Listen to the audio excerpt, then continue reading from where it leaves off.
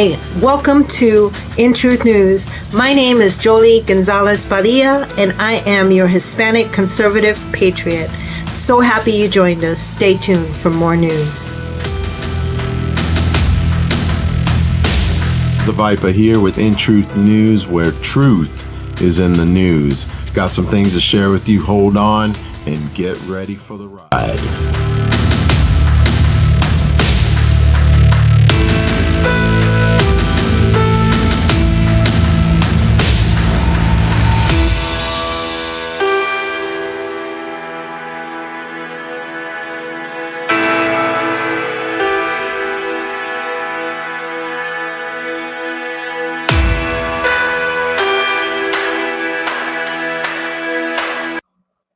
Good evening, friends, and welcome to another edition of Hispanic Conservatives, a part of In Truth News, where truth is in the news.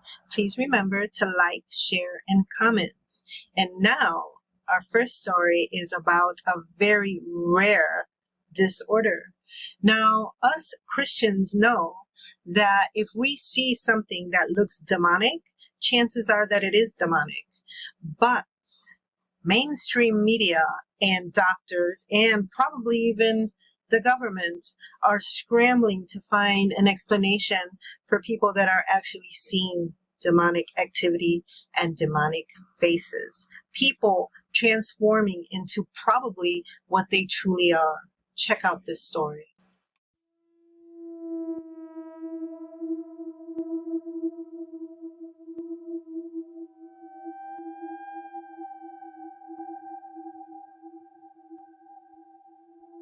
Imagine your vision is totally normal, and then one day you see demonic features everywhere on people only, just like this, what you see behind me.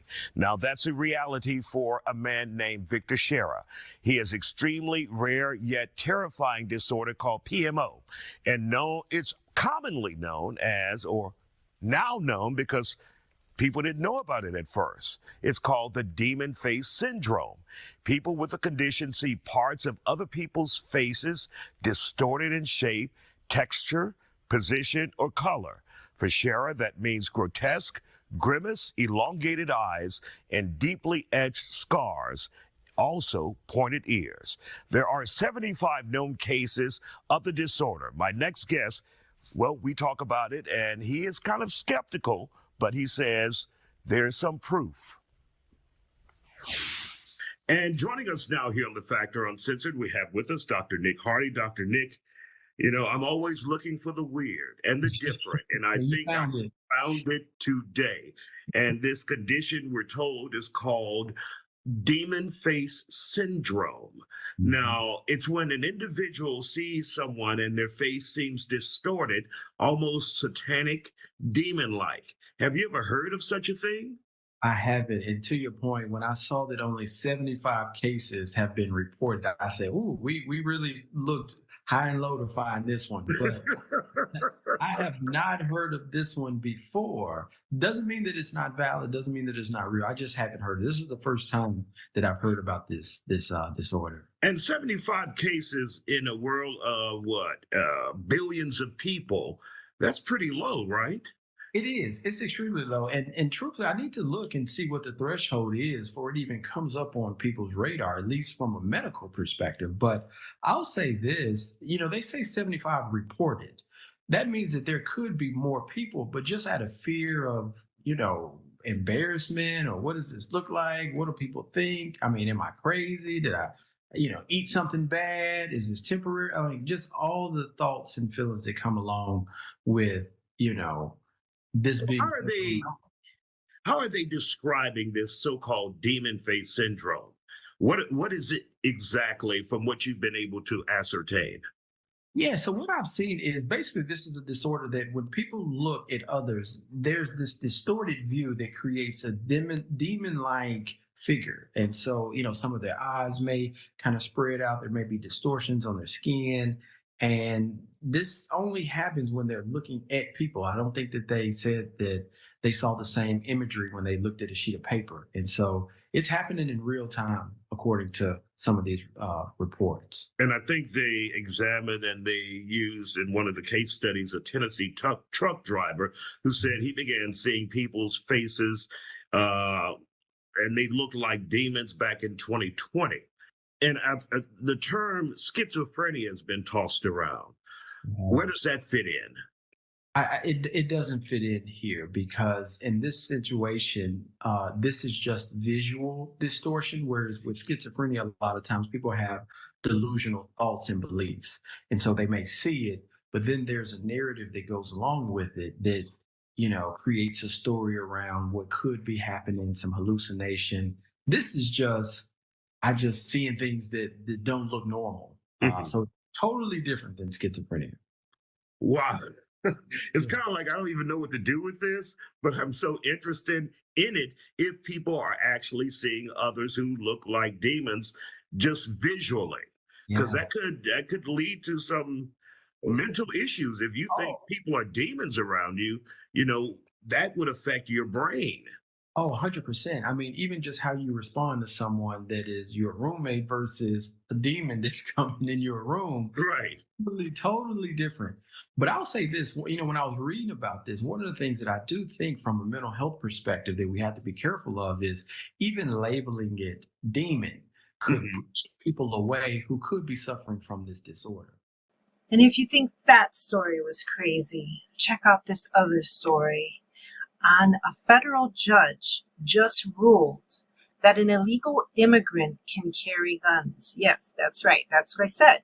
That's what they said. Ruling from the U.S. Supreme Court means the attempt to ban an illegal immigrant from possessing firearms is unconstitutional, the judge concludes. Now, how is it that an illegal immigrant, that's right, I said immigrant, I did not say migrant, which they keep trying to say that it's a migrant now, can carry guns now? Let's listen to this. A judge in Illinois just ruled illegal immigrants have the right to keep and bear arms. So rather than the circle with the line through it, we need like a thumbs up emoji there. The case is pretty simple. Police arrested an illegal immigrant living in Chicago with a gun back in 2020. They charged him for violating the federal law banning illegal immigrants from having guns. It's been on the books for a long time. Judge Sharon Johnson Coleman just decided the Second Amendment applies to him, the illegal immigrant, like everybody else, so he can have a gun. In her decision, she wrote that Humberto Flores received and used the handgun solely for self-protection and protection of property during a time of documented civil unrest in the spring of 2020, the summer of love. Court documents show Flores fired the gun at moving cars during the BLM riots in Chicago. He argues police officers warned him about looters who were approaching his neighborhood. Key to this ruling is that the judge says Flores' conduct heavily impacted her decision. He had no criminal record and was not considered a risk. So there you go. It's not okay for citizens to have guns. I mean, they've been trying to ban them. They've been trying to cripple the Second Amendment for a while. But now it's perfectly okay for an illegal immigrant to have guns, because if they're not allowed, then we're messing with their constitutional rights, which, by the way, as illegal immigrants, they have no constitutional rights. They're not a citizen. We, the people, need to learn how to stand up and speak our minds. And in other news, did you know that Trump is the only candidate in the history of the Republican Party to win the majority of the Hispanic vote? Yes, and that is based on the primary and the previous election. So imagine what will happen in 6 months at the general election.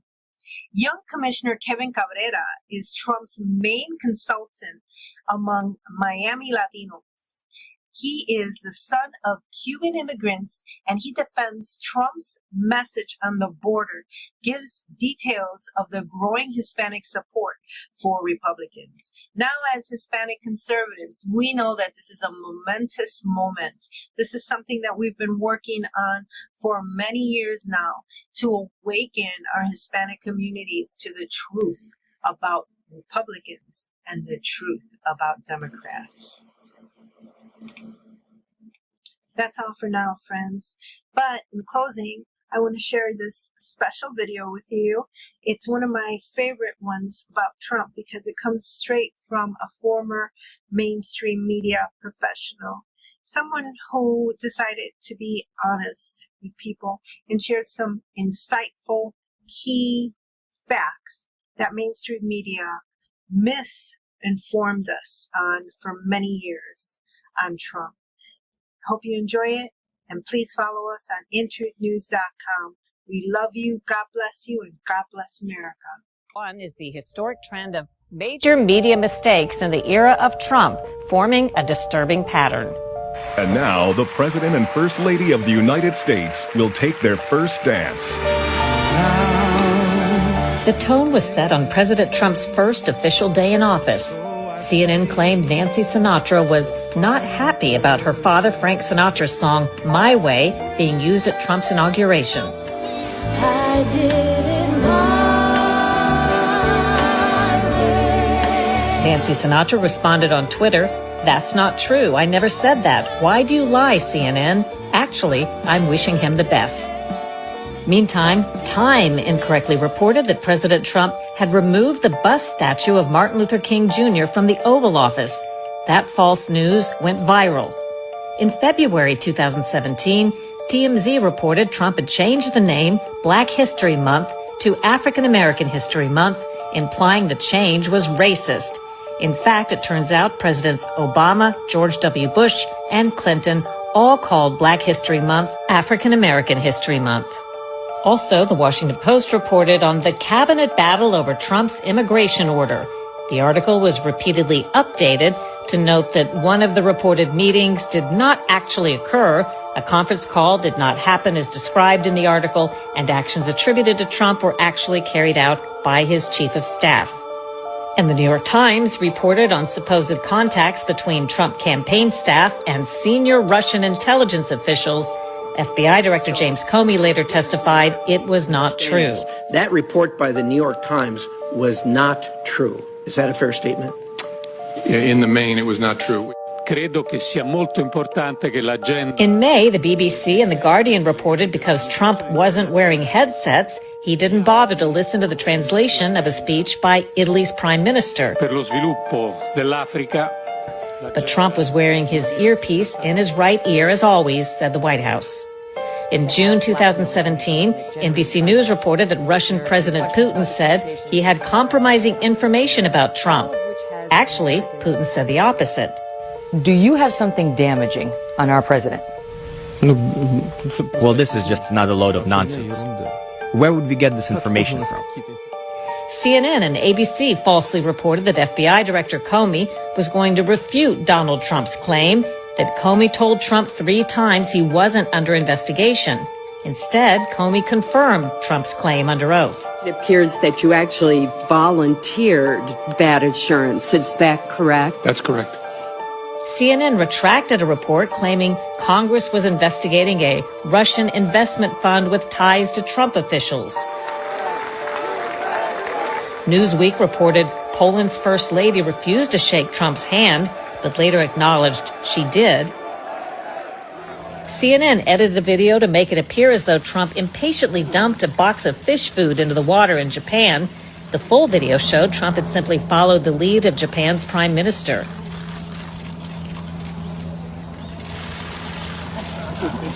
Bloomberg and the Wall Street Journal falsely reported special counsel Robert Mueller had subpoenaed Trump's bank records. AP reported a new survey showed trust in the media had fallen during the Trump presidency, but the survey was actually conducted under President Obama. The New York Times said a hypothetical family's tax bill would rise nearly $4,000 under Trump's tax plan. It turns out their taxes would actually go down $43.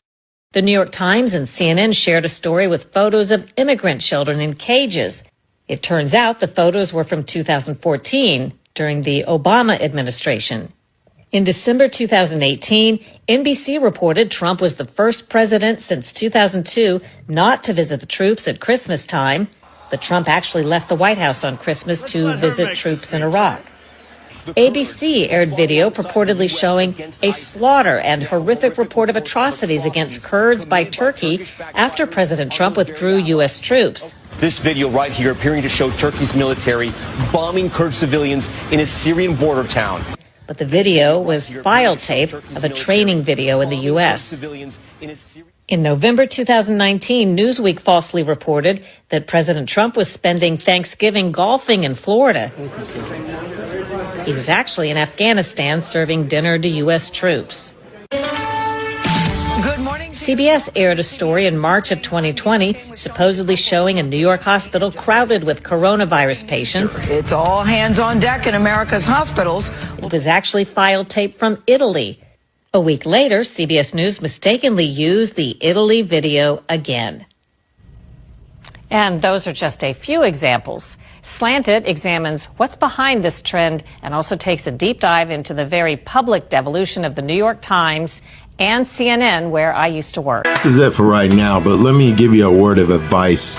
Always know one thing in your heart, that God is always in control, and those who tell the truth and live by the truth will always be victorious in the end. You stay cool, you stay good, you stay peaceful, and know that God is with you in and all through this.